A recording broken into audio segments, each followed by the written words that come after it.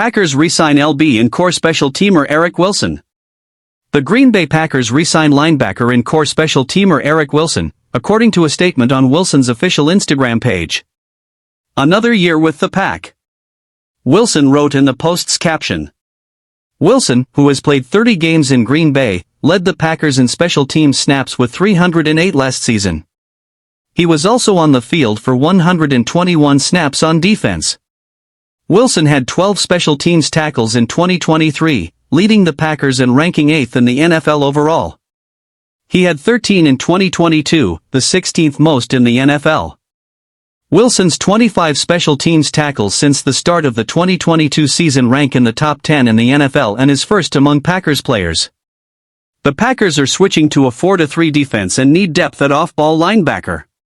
The team released Devondre Campbell but has re-signed Wilson and Christian Welch, two top special teamers, this offseason. Wilson entered the NFL as an undrafted free agent in 2017. He's played in 108 regular season games and 6 playoff games across 7 seasons.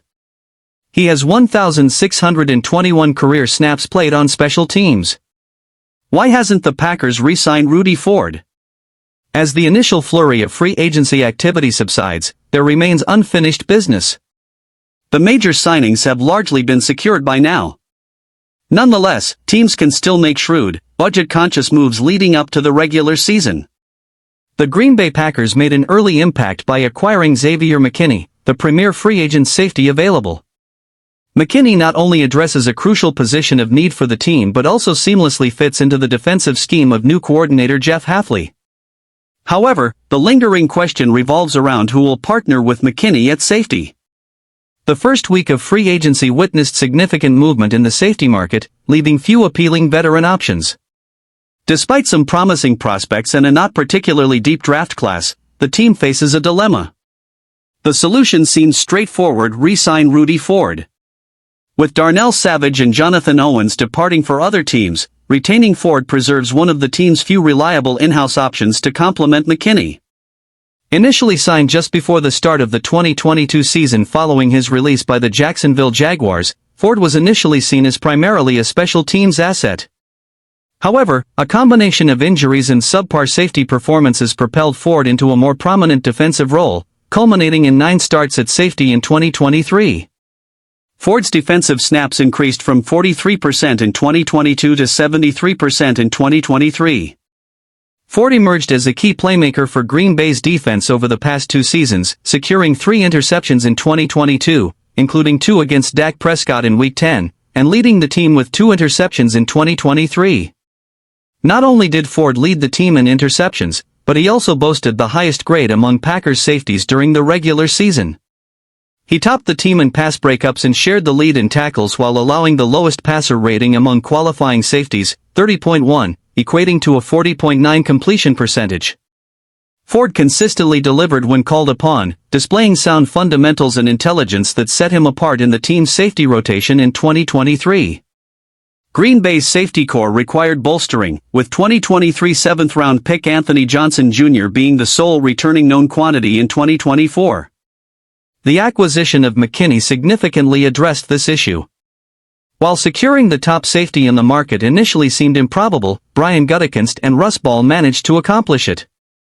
Although the team might feel confident with McKinney and Johnson as the starting duo, depth remains a concern. Re-signing one of their free agents would have been prudent to fortify the position. With Savage joining Jacksonville and Owens bound for Chicago, Ford emerges as the most viable option based on performance. The free agent market for veteran safeties is dwindling, having witnessed initial fervor followed by reasonable pricing due to the abundance of options.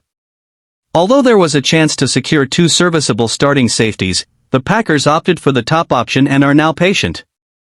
Given the scarcity of proven options, re-signing Ford appears to be the wisest course of action. A starting duo comprising McKinney and Ford for Week 1 seems solid overall. Ford offers consistent performance, sharp instincts, and a well-established presence in the locker room. Moreover, retaining Ford wouldn't necessitate altering the team's safety plans as an external free agent might. Despite the modest draft class, players like Minnesota's Tyler Nubin could seamlessly integrate into Green Bay's system. However, the team typically avoids thrusting rookies into starting roles immediately. Ford could start initially until Newbin or another rookie is ready, providing valuable depth and special teams prowess. Ford's willingness to adapt to the team's needs may mitigate any discontent over a rookie's emergence, unlike an external hire. The Packers undoubtedly require reinforcements in their safety department, and their options are diminishing. Bringing back Ford, who performed better than perceived, seems like the most sensible solution. How did free agency impact the Packers' draft strategy?